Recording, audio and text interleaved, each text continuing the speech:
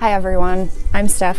First of all, I want you to comment below right now if you're watching this. Are you sitting with your legs crossed? Are they crossed at the knee?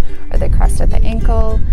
Is one leg tucked underneath you? So let me know in the comments. Here's what I want to tell you about things to avoid if you have had or have an SI joint dysfunction or SI joint pain, that one-sided low back pain.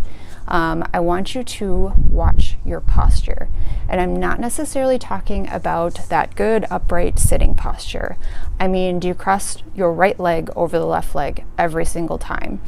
When you sit on the couch to binge watch Netflix, do you tuck your left leg underneath you every single time? When you're standing and talking to someone, do you tend to shift your weight onto one leg more than the other?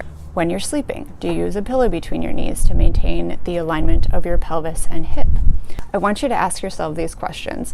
Pay attention to what positions and patterns you are in every single day. You may not even notice, but your body will automatically adjust to your postures and the patterns that you're in every day. So if you always cross one leg over the other, every time the muscles on one side are going to get stretched out and lengthened, and the muscles on the other side are going to get shortened and tightened.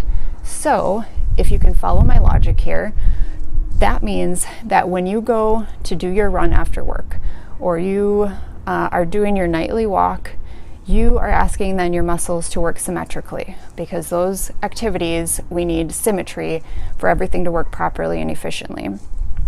But because you've been crossing your legs the same way all day, every day, you haven't stretched them out, the muscles simply can't do what you want. They can't work symmetrically then, so they get irritated and injuries occur. This applies to so much more than an SI dysfunction.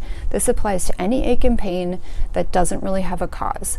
So when you start to feel that, I want you to first notice and be aware of where you put your body throughout the day and night. Start to correct and reverse some of these things and add in a daily full body stretching routine. If you simply have to cross your legs, at least cross them both ways equally. Don't always go the same direction. So just like acceptance is the first step in any addiction rehabilitation, awareness is my first step for any patient I see with injuries without an incident. So this is all just some food for thought for everyone. If you haven't already, please subscribe to my channel so you don't miss any future content. Share my videos with anyone and everyone you feel may benefit. Thanks for watching.